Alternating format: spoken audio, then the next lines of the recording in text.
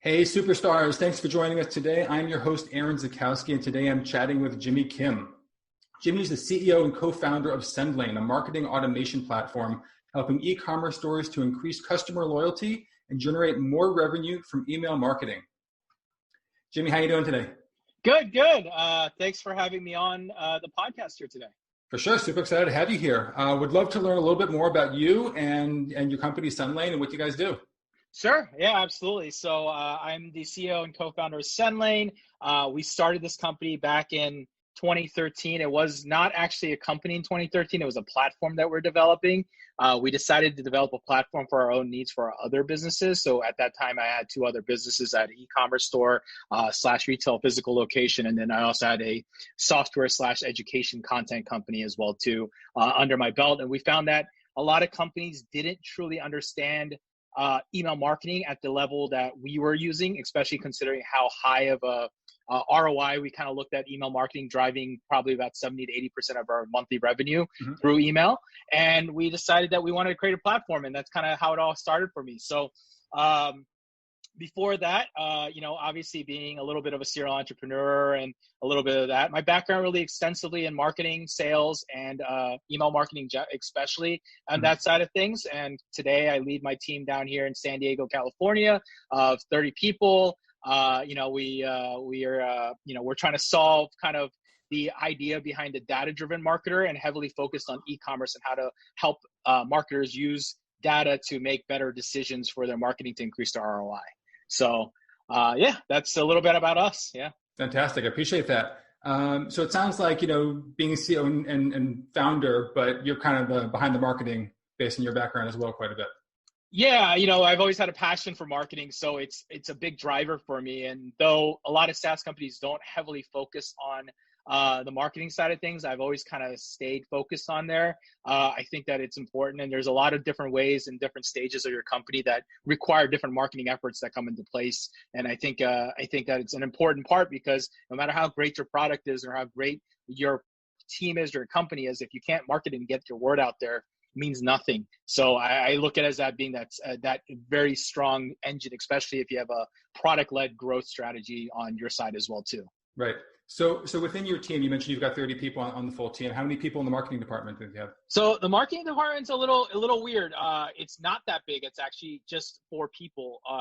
It's 3 people right now, and then a couple contractors and so forth. But we outsource a lot of little places and contract a lot of things in their company because we just don't have the need for that full-time role in a lot of those different places, or we want very unique special tools, special things that people are doing that they're just really good at that we just don't see that full-time need for in the company. So That's kind of how we do it. Do you mind sharing, a little bit, what are those important roles that you've made a point to keep in-house versus what are you outsourcing? Yeah, I think design is very important to stay in-house, because I think, to me, design it's your brand, and like how you kind of exhume your passion through design and graphics and user experience and all that stuff. And then the second part I think is really important is kind of like the lead, kind of leading the entire like brand messaging and brand awareness and content and approval. So a lot of the more higher level senior things are what we tend to also just from our side, and that way we have people that are managing other people that are working for us on a contract role as well too. Okay. And so what pieces are you outsourcing? A lot of so content is number one. Obviously, we've got multiple people on our content staff, so that we like to call them our staff because they've been working with us for years. I think our youngest one is still like 2 years with us now at this point. So, we've been contracting these people because they understand what we do. They understand what our product does. They understand how we operate. They understand our tone that we take with everything. And I apologize for my iPhone there. What's that called again? And it also helps us kind of keep them focused. So like they all have very focused tasks. So like one person really helps us, like we'll come and bring the vision around like a content piece we want to drop, and they'll go ahead and kind of execute on it, work with us with timeline and outline and going through the iterations and so forth. And another person's going to be writing about more like product stuff, like product content stuff around use cases and how to use them. And then there's another one who's talking more about like, the theory and the case studies out there and kind of reviewing what other people are doing. So we've got almost siloed different marketing content writers that are responsible for different things inside of our company. All right. Very cool. So if you don't mind, I'd love to find out a little bit more about kind of what's working for you guys right now. I know the company's grown quite a bit. I've been following you on Facebook and your story and all that for a couple of years now, since, even since before we met at SaaS a couple of years ago in person. Yeah. Tell me a little bit, kind of what strategies or marketing channels are working best for you in terms of your growth.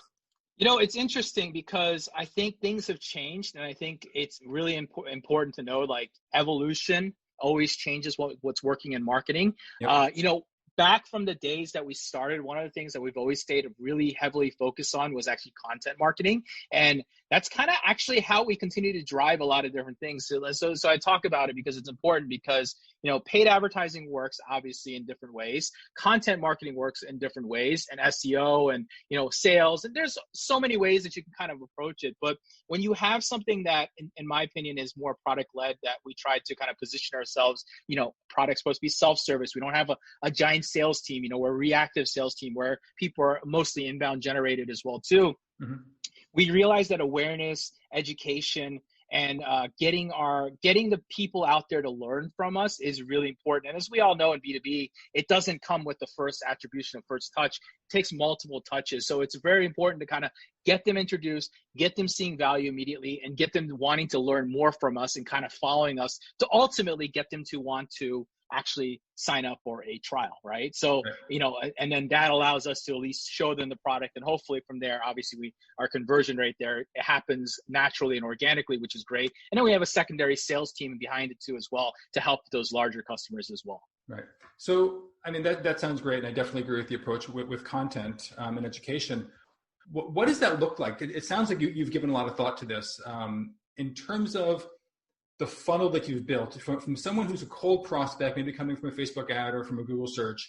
What are the touch points? What are the pieces of content that you're trying to put them through that you believe can give them the background education in your product that will ultimately get them to become a paying customer?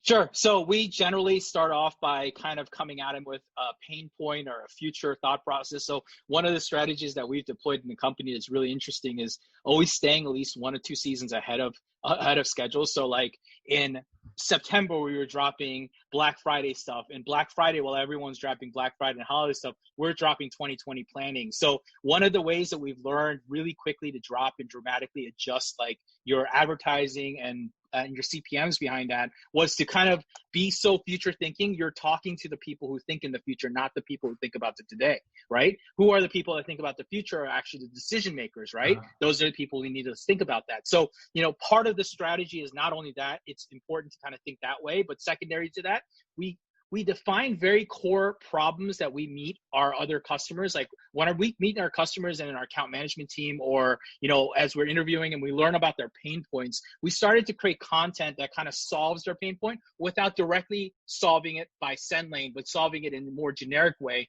and then allowing us to naturally introduce Sendlane. So our initial touch point is nothing about Sendlane, actually. It's all about how we help them, how we can show them how to do things, and how we can help them improve ROI. Yeah.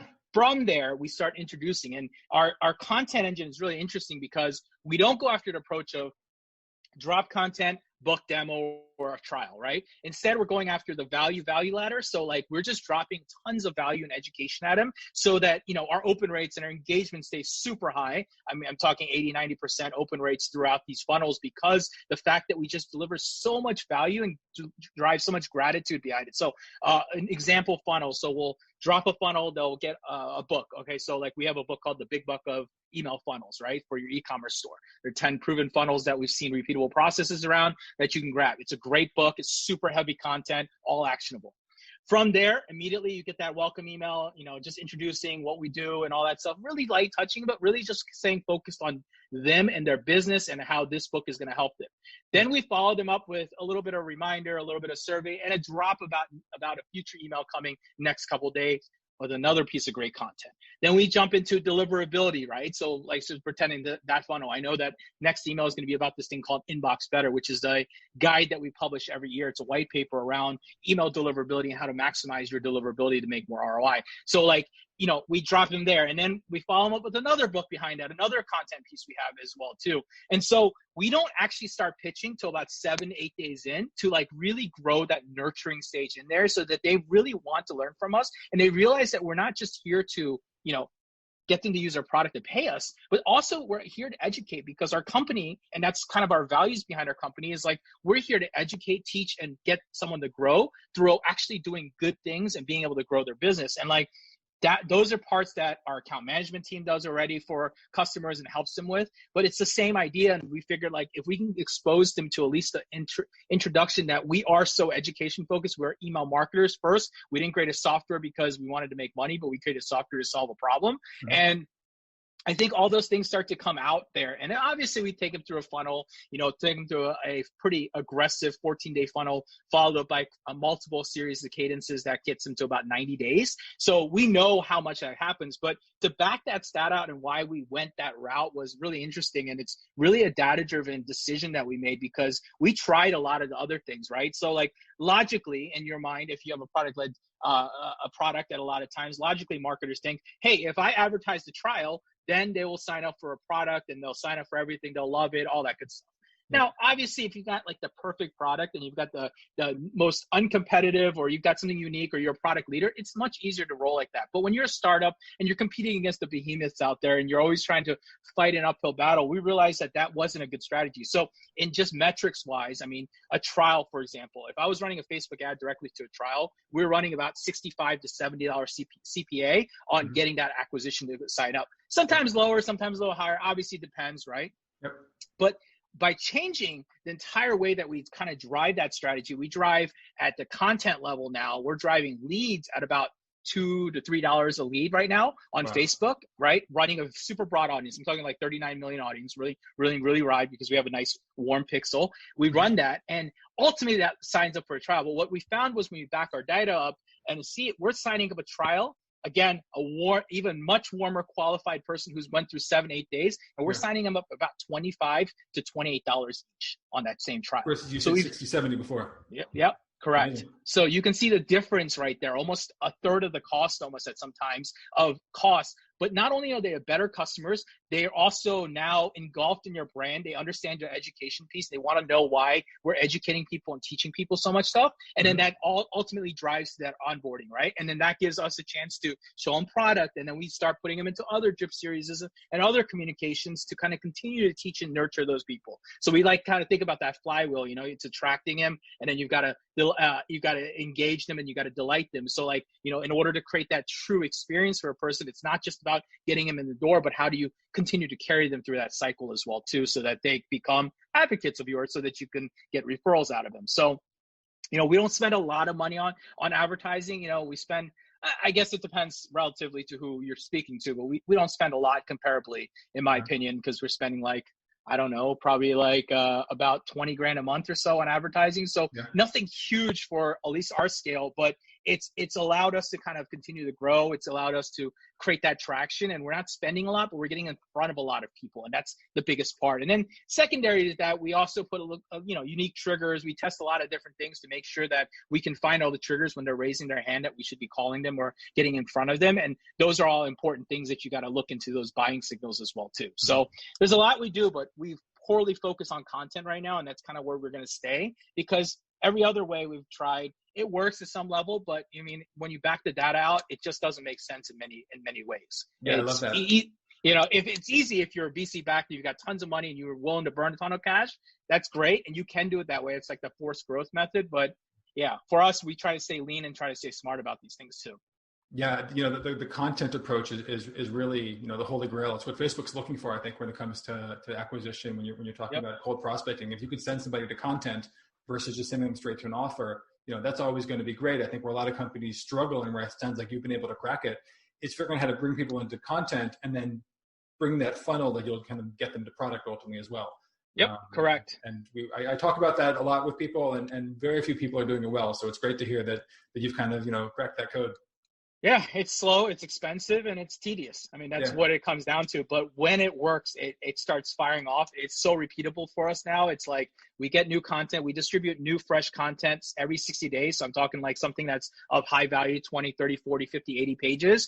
We publish it, and we literally have a repeatable process where we publish that up. We get the same numbers back on it. So we just keep putting content out there, keep advertising more content, and it just becomes a giant funnel web right into the product. Great. Can you tell me a little bit about kind of how you do tracking of that funnel and attribution models and such. That's the $1 million question. We've tried every attribution application in the world, not everyone, but we've tried a lot of them in the world. And I think what's interesting that we keep continuing to find is, the UTM is always the easiest one to track, but obviously it gets lost just as quickly as well too. I think there's a lot of guesswork you've got to put into play. We've got multiple pixels of different pixels and internal pixels and so forth, but attribution's tough. It's really tough, but I think what's easy for us, at least for us attribution wise, is we only advertise on like 1 or 2 channels and we only focus like this. So it's really easy to say like everything must be coming from here because we're not spending anywhere else. So that's how we're able to attribute right now. I think that it's always going to be a problem in the world unless the marketing world decides that they're going to all use the same identifiers and the same cookie structures and the same everything that comes with it. So that's, I wish I had a better answer for that. But outside of like tracking and link tracking, we obviously have trackers on all the links and we have UTM codes and, all the things that you need to have. But that's as much as we can get through and kind of track that history as well too. I hear. Do you have any tools that you use specifically for attribution and tracking? No, again, we've got really advanced analytics set up on our Google Analytics, for example, with their Google Optimize as well too. And we just basically use the simple stuff. We use Rebrandly for our link tracking tool to kind of track at the metrics of geolocation and a device and everything up front and early. And then, we're relying on things like the Facebook and the Google Pixel and all the other pixels to kind of feed us some information. And then we built our own our own internal tracking at the end too as well to make sure that we're seeing if we can track all the different cookies out of that so we can create attribution models behind it as well too. So Great. A lot of it is in-house. All right. Do you mind sharing with us a marketing strategy, I would say, that maybe you thought was going to work, that you got excited about and tested and actually didn't work for you? Oh man, there's a lot of those. Fail a lot. All right. So Here's an interesting one, I think is a really interesting marketing strategy. So we released a course, right? So one of the things that we thought about was education has been such an important part. Well, we're such good educators and we actually know what we're doing as far as being practitioners as well too. Let's go ahead and create this great course around it. Now, historically, I come from the content creator world at some point. So for me, it was very easy. It was a mind dump. We put together this amazing course. It's a 10-hour course called Ecom Email Academy. And it was all about e-commerce and email marketing and how to do things within. And it's platform agnostic, teaches you things. It's $250. And we thought, hey, if we can go out there and sell this course, and it's a high value course, it's a little bit more expensive, on webinars and different places, spend $250 and get them to come in and make that purchase, then we can go ahead and call them, upsell them, teach them Sendlane and get them to go up. And well, though it did generate some revenue on the front end side, it was a big failure because it never created that flow that we wanted to kind of create. So all we did was create a little bit of revenue, but all that time we spent doing that probably wasn't the best use of our time either, right? So we actually took that adjustment and recently rewrapped the entire strategy around what we're doing as far as our thing. And we wrapped that with a product. So we took our Sendlane product, took the course and rewrapped and repackaged it. So it's not quite a failure, but this thing has been tremendous for our company now suddenly because we took an education package that we put together plus a 6-month package where a newbie or a growth plan, we call it, would come in and be able to kind of learn about email marketing, be very well educated, obviously have a tool set behind it that works for them perfectly. And then third, have the support that we provide behind them. So I guess that would be one of my stories of like, something that failed, spent 6 months banging my head trying to get it to work, and then flipped it over 3 months ago. And suddenly within 3 months, we've done more revenue, income, more customers, more everything in 3 months without doing any advertising than we spent money advertising to get to this point over here on this side, if that makes sense. It's great. Wow. Yeah. So that's one of the things. I mean, there's a million different things we failed on, but yeah, that's a perfect one of like making a pivot sometimes with the strategy is a great way to kind of salvage what you've worked on and put so much blood, sweat, and tears behind and realize that they do fail because marketing fails quite often. 90% of the time, probably it fails at different strategies that you're working on. Yeah. So would you mind sharing then, where do you see the opportunities in the market right now? I mean, obviously, you've got your meat and potatoes of your content and the paid platforms that you're working with. Where do you see the next opportunities that, whether a good fit for you or just for the market in general? Well, I think for me, at least for me, if I'm thinking about me, the market, I think it's very dependent on where you're advertising, what problem you're solving, and who you're trying to Sure. talk to. That changes so much behind it. But for us right now, where we want to continue to explore is how do we deploy our same strategy across other advertising channels, specifically Twitter and LinkedIn are the two places that I think are underused, and yet yes, they can be expensive, but I think it's just simply a lack of knowledge that happens. So those are places that I do believe that the people that we want to speak to also hang out in, and we want to try to find that place as well too. So I don't think, to me, like if I'm thinking about right now, the next place that I want to play with is just kind of going into other channels. That's like first and foremost, I think. And then the second place I've been trying to look at is like something that I want to do is like marketplaces, and not tapping into marketplaces in the most generic way, which is like, oh, I make a posting and I sit in a marketplace, but how you can create a heavier presence into the marketplace, either by creating either mini tools, acquiring other little tools, or so forth. So for example, like, we are an e-commerce company, so obviously Shopify is top of mind for people. Instead of thinking about like, I'm an email marketing company and I want to get into probably the most saturated marketplace part of Shopify, why can't I tap into maybe the more or less underserved users or underserved applications, either develop apps or purchase apps from people, really cheap ones that don't have much traction, and work on optimizing a lot of the SEO and the marketing strategy, create some presence, throw it up for free, and create a lead gen opportunity behind it, because anyone who's using Shopify who installs your app is qualified 100% for us. So It becomes 100% warm lead at that point. So like that would be a strategy that I've been attacking, I guess, and something that I'm kind of exploring. It's an expensive strategy, but it might be something that goes into works. I don't know, but through acquisition. So it's one of those like risky plays, but until we have all the data backed out, it doesn't, we haven't made any moves on it yet. Great. Makes sense. Now, if there was something that can make your life easier, I'm curious, what tool do you, or feature within one of the products they already use, could make your life easier that you wish existed? God, I don't know. I think it starts with just like email, man. Like not even like email anywhere else. I think like, Gmail, for example, with all my inboxes. I don't know. That's not going to really truly make my life easier. That's a great question. I mean, there's so many things. I think we can even start an attribution. If someone could actually solve attribution, it'd be a game changer in the marketing world, I think, for almost everybody. What do I use? That's the common answer that I get to this question. Yeah, I think it's hard because I see such improvement on everything that I do. And I'm always wondering how to make things better and easier and more automated for us. So yeah, I wish I had a good answer. I think attribution would be my number one answer right now. If I can solve attribution, no tool is doing it well. And I've paid a lot of money to prove that it doesn't work well. So that would be my number one thing I could think about right now, but I don't think that's easily solvable at this time. Okay, fair enough. Next question I want to ask you is what would your advice be for someone who's launching right now? I have a lot of people in my community on my email list who, they come to us and they're more in the beta stage of launching. They're not as mature of a company and maybe not even as mature of an entrepreneur as you are. What would you say to someone who's kind of starting off at an earlier stage with a product and trying to get that initial momentum?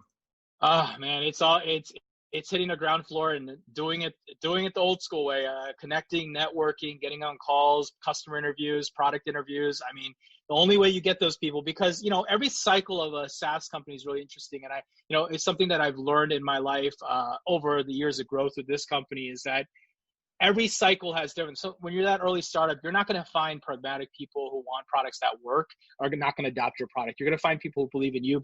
It's almost like when venture capitalists at seed levels invest in you. They don't invest in your product alone. They invest in the team. It's the same kind of idea behind it. Are you trying to solve a problem that is a pain point, and do they have enough? I guess like leniency to work with someone who's willing to have probably a product that's a little bit more lackluster in features or doesn't work perfectly, that you might have to do weird workarounds. I think finding those people and then getting in front of them is really important, and trying to do it. It's not about not trying to sell them, but it is important to sell them and validate that as well too. So yeah, I mean, I guess my number one thing is you got to get, no matter who you are, I don't care if you're an engineer, you're a salesperson, you're a marketing guy, if you're a founder, you got to hit the floor and you got to start talking to people. And it's not going on Facebook and posting on comments and saying, I own this product, come check it out, it solves your problem. I'm talking about being friends, networking, being true salespeople, and going out there and talking and spreading the word and getting the validation that you either need, or getting the sales, or obviously realizing that the idea is not going to work either at that point too, and also understanding that part. So that's what I would say.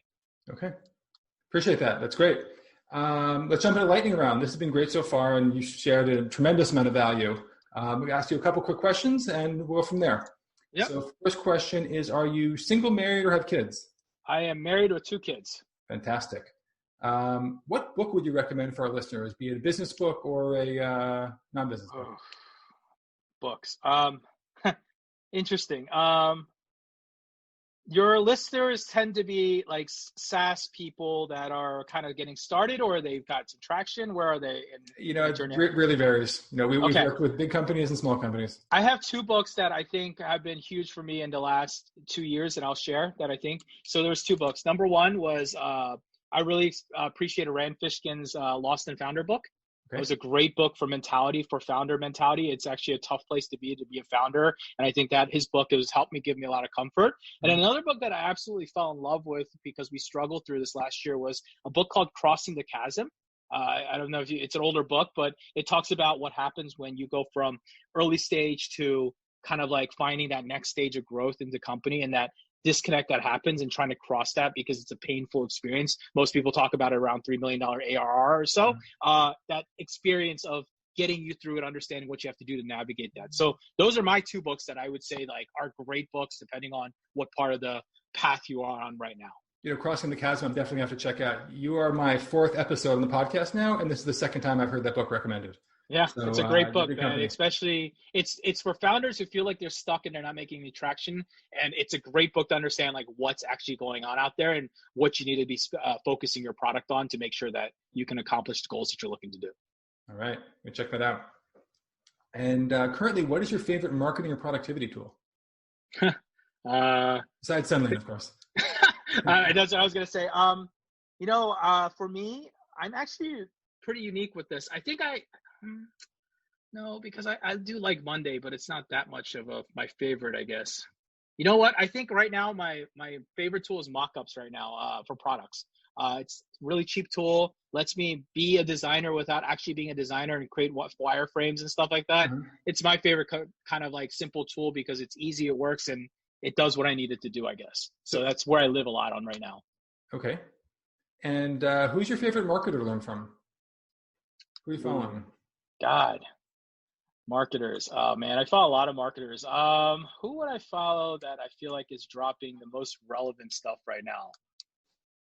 Man, I'm gonna come back to that. I got to think about this one while you're thinking about this because I'm torn on who I'm dropping here on this. Okay. It could be more than one if that makes it easier. Yeah. But we'll skip that for now. Next question is your favorite online community to be learning from. It's obviously for me, it's SaaStr. I love SaaStr's material they put out there. I mean, I know it's not like always the most revolutionary, or it's not stuff that you can't find on the internet. I just love that they collected it all in one piece and kind of put it in front of you right now, Yeah, for sure. Excellent. They are a great reference. Fantastic. And where can listeners go to learn more about you? I'm everywhere. You can find me on Facebook. You can find me on through Instagram. I'm very easily accessible. Twitter. I don't tweet that much. LinkedIn. I mean, I'm everywhere, I guess. So it's not hard to find. Link you up everywhere I have a generic name and a generic thing, but I pop up pretty relevant just because I'm active. So it's pretty easy to find me. Okay, fantastic. Jimmy, this has been awesome. I really appreciate everything you shared with us. I think it's been a tremendous amount of value for listeners here. And thank you so much for joining us today. Yeah, thanks for having me again. Glad you enjoyed it. And I'm excited to hopefully help somebody out there in the world to something might have clicked by listening to this podcast. So I'm sure thank you.